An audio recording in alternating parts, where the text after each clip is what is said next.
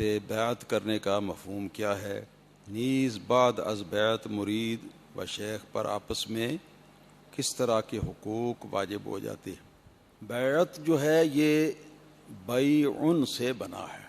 بیعن کا معنی ہوتا ہے بیچنا یا فروخت کرنا۔ یہ لفظ بیع کا ہم اپنی بولی میں بھی یہ استعمال کرتے ہیں۔ مثلا ایک شخص نے اپنے گھر کے لیے زمین لی 5 مرلے یا جتنی بھی، تو وہ کہتا ہے جی کہ یہ زمین میں نے بیع لی ہے۔ بیع کا معنی ہوتا ہے فروخت کرنا، اور بیعت جب اس کے آخر میں تا آ جاتی ہے اس کے معنی ہوتے ہیں پختہ معاہدہ کرنا۔ تصوف میں جو پیر و مرشد کے ہاتھ پر بیعت کی جاتی ہے،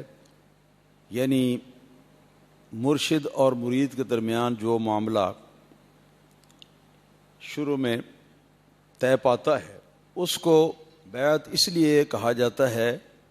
مرشد جو ہے وہ اپنے مرید سے کچھ باتوں کے اوپر پختہ عہد جو ہے وہ لیتا ہے، اور مرید اس عہد کو نبھانے کا باقاعدہ اقرار کرتا ہے۔ اسی کو بیعت کہتے ہیں، یہی مفہوم ہے اس کا، اور مقصد اس کا یہ ہوتا ہے ہر شخص اپنی خاص طور پر سلوک طریقت میں رکھوالی نہیں کر سکتا، تو اس لیے ائمہ تصوف نے یہ طریقہ رکھا ہے کہ وہ کسی شیخ کامل کے ہاتھ میں ہاتھ دے۔ جب ہاتھ کسی شیخ کامل کے ہاتھ میں وہ دے گا تو معاہدہ اس بات پر ہوگا کہ جو بھی آخرت کا معاملہ ہے، آخرت کے لیے کرنا ہے، یا جو بھی اصلاح نفس کے لیے کرنا ہے، یا اللہ تعالیٰ کی معرفت کے لیے کرنا ہے، یا اللہ تعالیٰ تک رسائی کے لیے کرنا ہے، یہ سارے کا سارا معاملہ جو ہے اس کے لیے مرید جو ہے وہ اپنے مرشد کے ساتھ یہ معاہدہ کرتا ہے کہ میں نے گویا اپنے وجود کو اس مقصد کے لیے آپ کے ہاتھ پر بیچ دیا۔ اب جس طرح پیر حکم دیتا ہے اس کے مطابق اس کو چلنا ہوتا ہے، اور مقصد وہی ہے سلوک اللہ، اللہ تعالیٰ تک رسائی۔ اس کا فائدہ یہ ہوتا ہے کہ بہت ساری تنگ نائیاں اور بہت ساری گھاٹیاں اس راستے میں خطرناک آتی ہیں، جہاں کہ جگہ جگہ شیطان کے جال بچھے ہوئے ہیں، اور وہ آدمی کو پھانسنے کی کوشش کرتا ہے، آدمی کو گمراہ کرنے کی کوشش کرتا ہے۔ تو اس سے صحیح طرح بچاؤ کی صورت اسی طریقے سے ہو سکتی ہے کہ جب آدمی کسی شیخ کے سپرد کر دے اپنے آپ کو اس مقصد کے لیے، اور وہ شیخ جو ہے وہ اپنی دعا سے اور اپنی باطنی توجہ سے، اسی طرح پھر جو شیخ کے شیخ ہیں، پھر اس کے جو شیخ ہیں، پھر آگے رسول اللہ صلی اللہ علیہ وسلم تک یہ سارا سلسلہ یہ چلا جاتا ہے۔ یہ سارے مشائخ جو ہیں یہ پھر اس مرید کی بھلائی اور اس کی بہتری کے لیے یہ سب توجہ دیتے ہیں اور دعائیں بھی کرتے ہیں۔ تو اس طرح ہوتا ہے کہ ہم سو رہے ہوتے ہیں رات کو اور ہمارے مرشد جاگ رہے ہوتے ہیں، لہذا ہماری قسمت جاگ رہی ہوتی ہے کیونکہ وہ ہمارے لیے جاگ کر دعائیں کرتے ہیں۔ اس طرح یہ تو ان مرشدان گرامی کی بات ہے جو اس وقت دنیا میں ظاہری زندگی میں حیات ہیں، اور جو وفات پا چکے ہیں تو وہاں تو اب سونے کا تصور ہی کوئی نہیں ہے، وہ تو ہر وقت وہ جاگتے ہیں، ہر وقت بیدار ہیں، اور ہر وقت اللہ تعالیٰ کی عطا سے ان کو یہ قوت اور قدرت حاصل ہے کہ وہ اپنے محبت والوں اور اپنے مریدین اور اپنے مسترشدین جو ہیں ان کی ہدایت اور رہنمائی کے لیے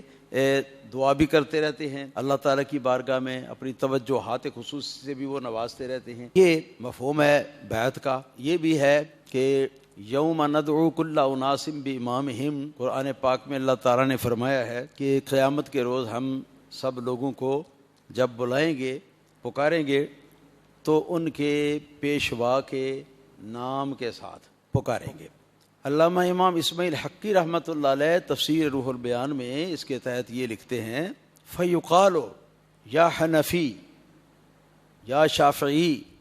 یا مالکی یا حنبلی یا قادری یا نقشبندی یا چشتی یا سہروردی، اسی طرح آخر تک، کیونکہ یہ جو فقہی مسائل ہیں ان میں جو اجتہادی حصہ ہے اس حصے کے اندر ہم امام اعظم ابو حنیفہ رضی اللہ تعالیٰ عنہ کے پیروکار ہیں، کچھ امام مالک رحمۃ اللہ علیہ کے پیروکار ہیں، بہت سے لوگ دوسرے اماموں کے پیروکار بھی ہیں، تو اس لحاظ سے وہ بھی ہمارے پیشوا ہیں۔ اور روحانی لحاظ سے جو یہ معاملہ سلوک کا ہے، طریقت کا ہے، یا سیر الی اللہ کا ہے، خدا تک رسائی کا ہے، خدا کا قرب حاصل کرنے کا ہے، یہ معاملہ جو ہے اس معاملے کے اندر ہمارے پیشوا جو ہوتے ہیں وہ ہمارے سلسلے کے جو سربراہ ہوتے ہیں، بزرگ ہوتے ہیں، وہ ہوتے ہیں، اور پھر ان کے ساتھ تعلق رکھنے والے، پھر ان کے ساتھ تعلق رکھنے والے، اسی طرح یہ حلقہ جو ہے، یہ سلسلہ بسلسلہ یہ ہمارے اپنے مرشد تک، جس کے ہاتھ میں ہم نے ہاتھ دیا وہاں تک آ کے پہنچتا ہے۔ تو یہ سارا سلسلہ جو ہے یہ سلسلہ نور ہے، یہ سلسلہ روحانیت ہے۔ اللہ تعالیٰ کے فضل و کرم سے نبی کریم صلی اللہ علیہ وسلم کے ایک عام امتی ہیں، ایک خاص امتی ہیں۔ جب ہم نے کلمہ پڑھ لیا لا الہ الا اللہ محمد رسول اللہ صلی اللہ علیہ وسلم، دین اسلام کو قبول کر لیا، دین اسلام کے سوا جتنے بھی دین دھرم ہیں ان سب سے ہم توبہ طائب ہو گئے، اور ان سب سے ہم اجتناب ہم نے اختیار کر لیا، تو ہم رسول اللہ صلی اللہ علیہ وسلم کے ہم عام امتی بن گئے، اور خاص امتی اس وقت بنتے ہیں جبکہ یہ سینہ بسینہ جو فیض نبی کریم صلی اللہ علیہ وسلم سے آپ کے صحابہ کرام اور اہل بیت کرام کے ذریعے سے آگے چلا ہے، اور جن حضرات کے ذریعے سے چلتے چلتے پھر آگے ہمارے شیخ و مرشد تک پہنچا ہے، تو مرشد کے ہاتھ پر ہاتھ دے کے، ہاتھ میں ہاتھ دے کے اس کے ساتھ اپنا معاہدہ جو ہے مضبوط کر کے بیعت کا، تو اس کے ذریعے سے ہم اس خاص ایک لڑی کے اندر پرو جاتے ہیں۔ ایک خاص لڑی کے اندر جب ہم پرو جاتے ہیں تو یہ کہلاتے ہیں جی رسول اللہ صلی اللہ علیہ وسلم کے خاص امتی۔ یہ فرق ہے ان لوگوں میں جو بیعت نہیں کرتے اور ان لوگوں میں جو بیعت کرتے ہیں۔ تو اس کے فوائد بہت ہیں اور اس کی ضرورت بھی بہت ہے۔ میں جتنے الفاظ میں نے کہہ دیے ہیں، عرض کر دیے ہیں، ان پر اکتفا کرتا ہوں۔ وقت اگر زیادہ ہوتا تو میں کھل کر اس کے اوپر بات کرتا، اس پر گھنٹہ ڈیڑھ گھنٹہ گفتگو ہونی چاہیے۔